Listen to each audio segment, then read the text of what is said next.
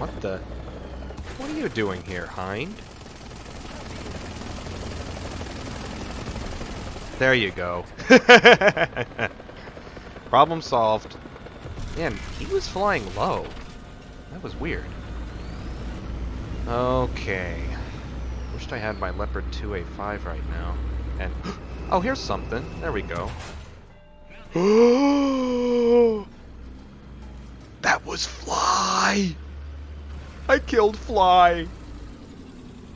Cool. Alright. Game over already?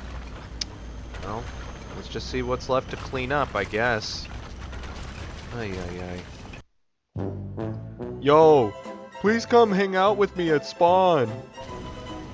This is chat. Alrighty. I hate spawn camping, but what can you do, right?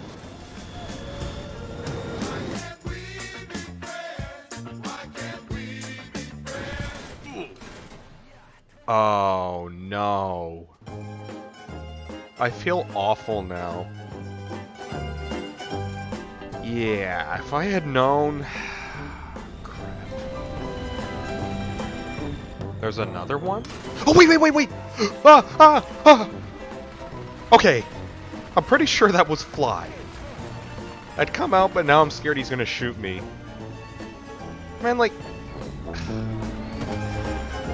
I wish there was a way to know what the enemy player was driving. Like, no markers, just know what they're driving. So you don't shoot them by accident. Man, GG. I don't know who's who, and I don't know why people were shooting at me, and I said don't.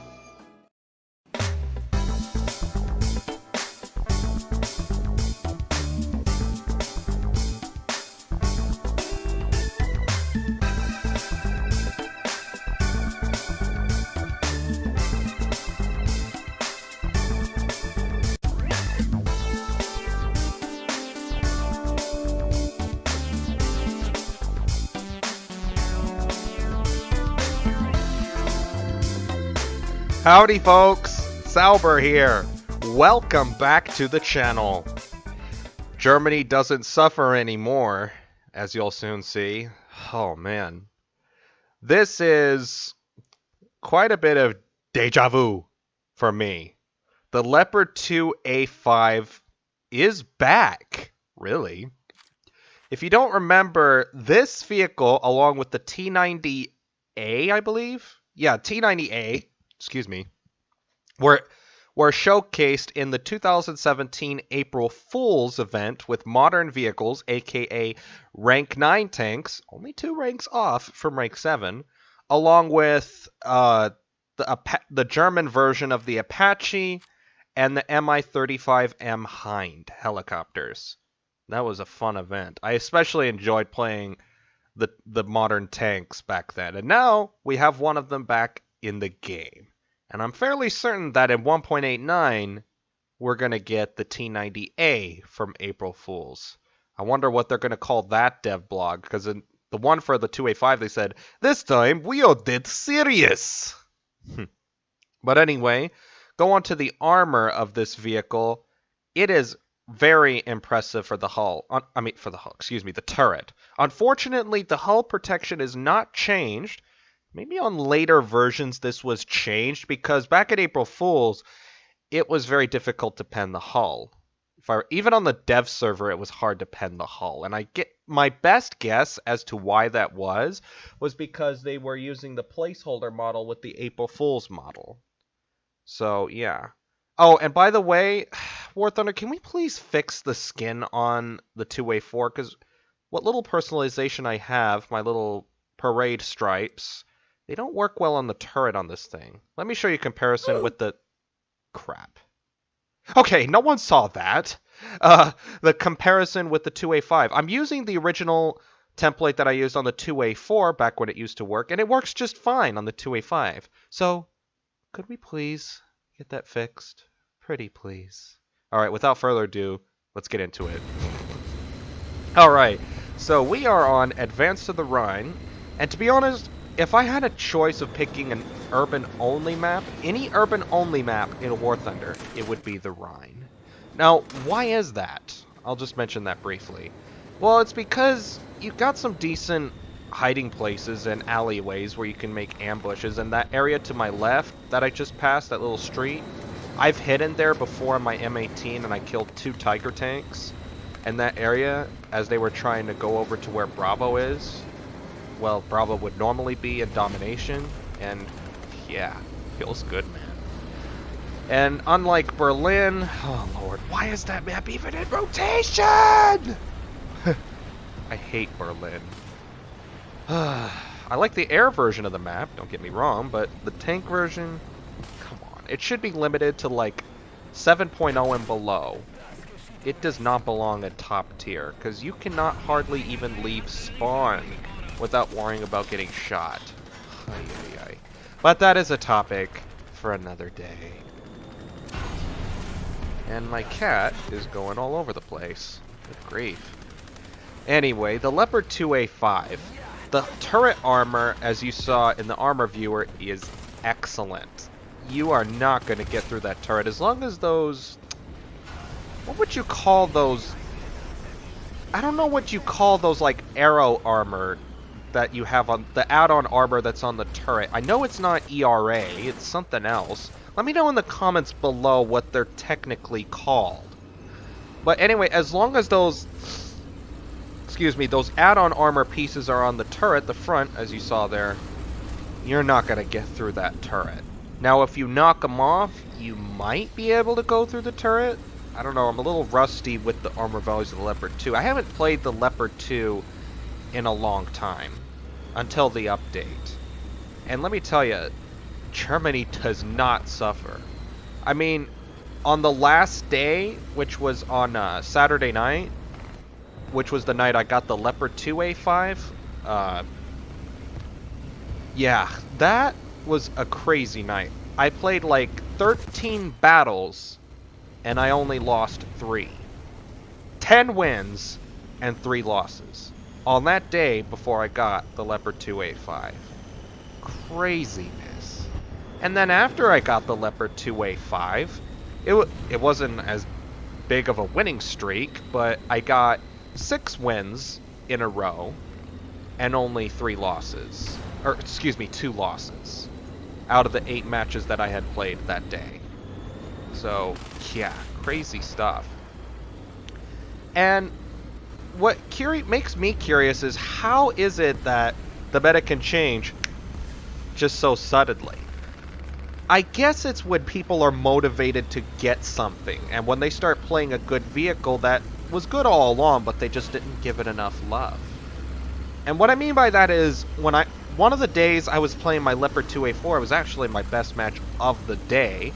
I got 1 death and 6 tanks destroyed in my Leopard 2A4, and yes, I used a backup vehicle.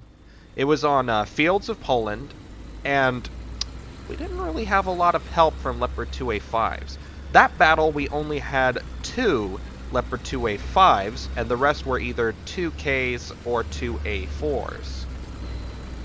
And the 2A5s died early on without getting a kill, which was honestly surprising to me. So you can't just say, oh, but the Leopard 2A5s carried you that battle. No, it was actually the 2Ks and 2A4s. And there were a couple of T-80Us on the enemy team, too. I don't remember exactly how many, but there were T-80Us. Because I remember looking in the kill feed, and there were some T-80Us that were taken out. And, of course, some that took out our A4s. In fact, I think the best T-80U player on their team got 7 kills. 1 more than I did. So that was impressive in itself.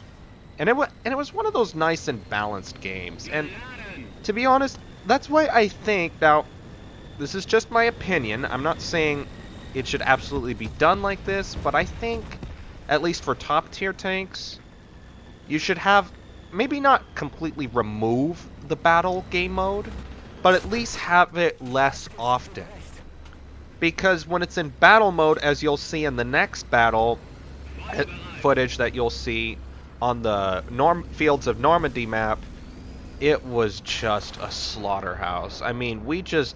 Sure, they took out a good number of our tanks too, but in the end it was just elimination, essentially, where we took out all of their tanks in order to finish the game. On the other hand, when I was playing on my Leopard 2A4 on the Fields of Poland map, we actually had fewer tanks than the enemy team did. We were down to like 4 main battle tanks and 2 SPAAs, whereas the enemy team, I checked later in the replay, they had double that what we had. 8 main battle tanks, 1 SPAA, and a helicopter. So if this had been in battle mode, it probably would have been another story. But we were able to oh my goodness, be able to hold Charlie and Alpha long enough to win the battle. And when it comes to that, I think there's more skill involved in domination, because you got to be able to coordinate your with your teammates to know which capture points to hold and which ones to prioritize to defend. Whereas, like I said, in battle mode, it's just elimination. But I liked that domination match very much because I knew we did all we could, we did the best we could, and it paid off. We won. Whereas in battle mode, if you lose, generally speaking, you're among the last to be eliminated. And then so you're like, I wonder what more I could have done had I not get taken out. Whereas in domination, chances are you may still be alive at the end of the match when you lose. And that's honestly how I would prefer to lose. I'd prefer to lose knowing that, you know, I did the best I could. I did a good job, you know. Not being among those that were just sent to the gulags, really, and just being eliminated. That's not a lot of fun at all. But anyway, going back to the meta of the new rank 7s, I honestly am curious, how is it that we're able to compete with the T80Us and the M1A1s? Because I've been taken out by some M1A1s in my 2A4 and my 2A5 easy. There was even a match where I was on... Oh my goodness, what map was it? Oh, yes. Berlin. Ugh. I was trying to rush the... I think it's the Alpha capture point by the Reichstag. And I will admit, kudos to this M1A1 player. He fired a trap shot Sabo round into my turret neck and was able to get my driver, my gunner, and my commander. So you know what that means. If there's only one crew member remaining in RB, you're dead. You're dead! You're dead! You're dead!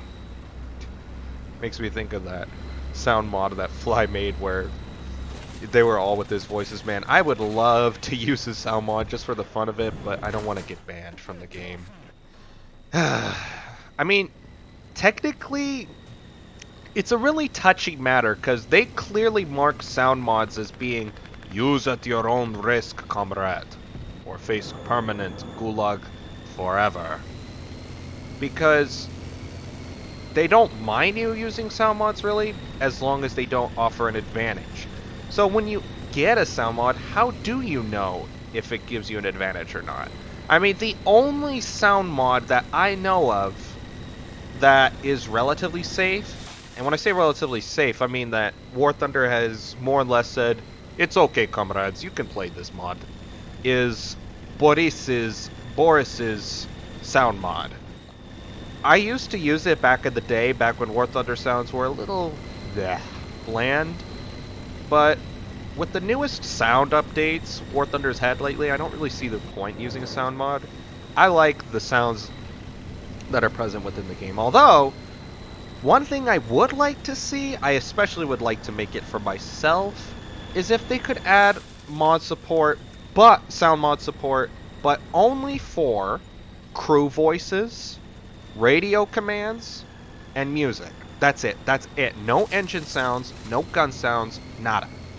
I mean, sure, you could still make those if you wanted to, but if you wanted to play it safe, you would just focus on crew voices, radio commands, and music. I certainly would like to use the tank crew voices from Company of Heroes. The devil with you!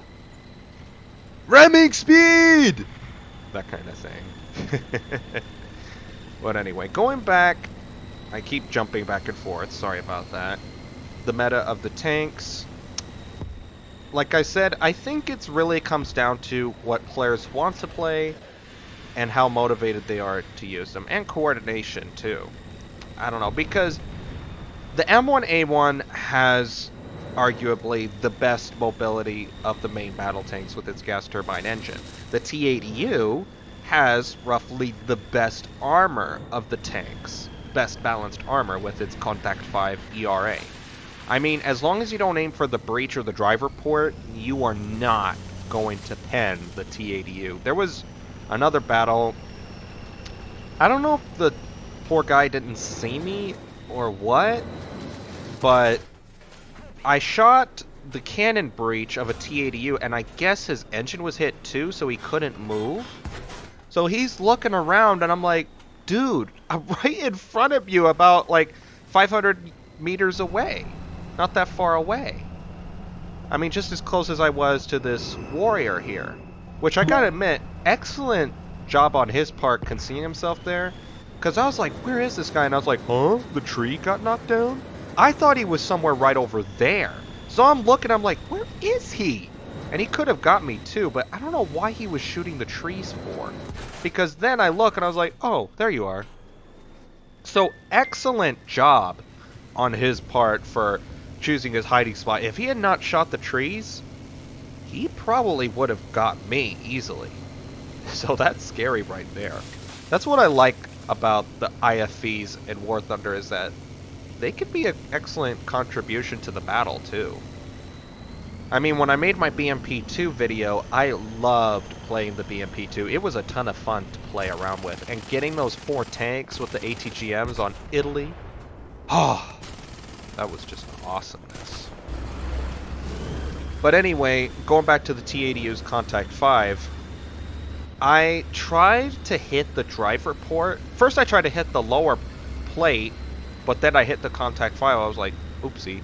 Then I tried to hit the driver port, and I hit another just below that with the Contact 5 again, and it didn't pin. I'm like, okay, this guy is either going to repair and get me, or someone else is going to see him and kill steal him. So finally, I just go ahead and aim for the gun breach again, and this time I was able to get the second crew member and take him out. So, T-80U, it has good mobility, but not as much as the M1s. And so, the M1A1, it's an awesome tank. I've definitely had my occasions where I've tried to shoot at it, and I just shot at the turret wrong. I don't have the DM33 unlocked yet on the 2A5. So there have been times I've tried to aim for the turret, I was like, oh, I'm just going to go through, and then it does it, I'm like, oops. And I get taken out, so it's like, oops. Found that out on my very first battle with the 2A5. Feels bad, man. So all in all, to conclude with the current meta, it's like, how do you fix that, really? I mean, sure, you could do some BR hotfixes, but for the time being, until you get all that information you need, because when War Thunder adds some new vehicles, I mean, I can remember some people were shocked when they found out that the rank 7 tanks, in particular the 2A5, the T-80U, M1A1, and Challenger 2 were going to be 10.0. I mean, it's a similar vendetta when rank 6 tanks were added, or excuse me, I'm sorry, not the rank 6 as a whole, but like the original M1 Abrams, the Leopard 2K, and the T-64B, they were all at 9.0. Mike Goes Boom even made a video criticizing it. So I was like, yeah, they could have been of a higher BR, because, boy, when I got the original M1 Abrams, I was just romful stomping. And that was back when I played a mix of arcade and RB. And in arcade, whew, if you had more Abrams and 2Ks and T-64 Bravos, you were going to have a great time. And then, of course, that's when they raised them first to 9.3. It was like, Okay, that doesn't do much. Then 9.7, I was like, oh, okay, that's some improvement. And then 10.0 is like, perfect. Now it's more or less balanced. And we're kind of going back to where we started from with the rank 7 tanks added, because them adding these vehicles, they don't know how they're going to perform in the game. And some people, I've noticed some people in the past have said, like, play them more on the dev server or the test server. Well, the problem is that there's only so much you can test on the test server and dev servers to find out their performance in an overall matchmaker game. And to deviate a little, that FJ4B, it's very rare to see them nowadays with the bullpups because they now cost like 1,000 spawn points if you want to include the bullpups, because so many people were complaining about them. And in a way, I am glad that they changed that, because the bullpups were really OP. Ay, ay, ay. But when I saw him coming, I was like, great, I'm gonna die. So I was like, what do I do? And I was like, I know, I'm gonna pop some smoke and then change my course, and it actually worked. I was impressed, it actually worked.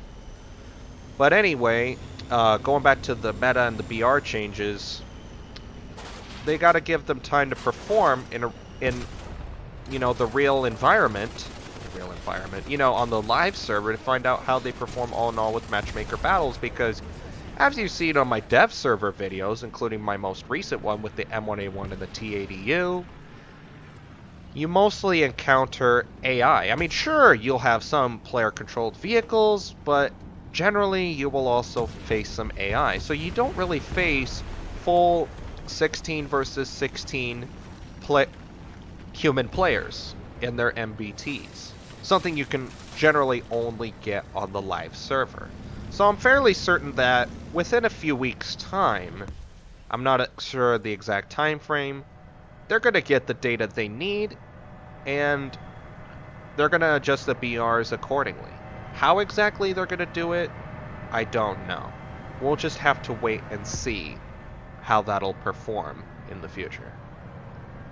But my overall conclusions and impressions with the Leopard 2A5, it is an awesome vehicle. I mean, I loved the Leopard 2A4 when it came out. Man, my Leopard 2A4 had XM1s for breakfast. That's when people were buying a bunch of the XM1s, both the Chrysler model and the General Motors version. And man, they were just cannon fodder to the 2A4. I mean, with my stock DM13 round, not my stock round, well, I don't think it was stock, I think it was the Heat FS that was stock, but with my DM13 round, yeah. XM1s are just so easy to pen. But keep in mind though, the XM1s can pack a punch as well. While their M735 round isn't as good, or at least, well, I was going to say it's not as good as the M774, but that was before the nerf, so excuse me.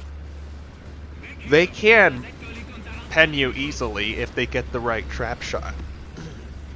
Like, I once saw a guy, and I checked the replay later, an XM1 was able to pen the turret neck of a 2A5, so it's like, yeah, you gotta watch out for those XM1s. But yeah, 2A5 is an awesome tank, and I highly recommend you get it while it still performs the way it performs at the moment. And I hope to cover the M1A1 and the T80Us when their meta improves and when I obtain them in the future. But anyway, that is it for today's video. Thank you so much for watching. Hope you're enjoying the video so far. It was a long time coming with the 2A5, but I've been busy grinding, and stay tuned for the next video, as I will be showcasing the Mitsubishi T2. The Supersonic Swan, or whatever it was called, I forget. But anyway, that is it for today's video. Have a great day, stay safe, peace out.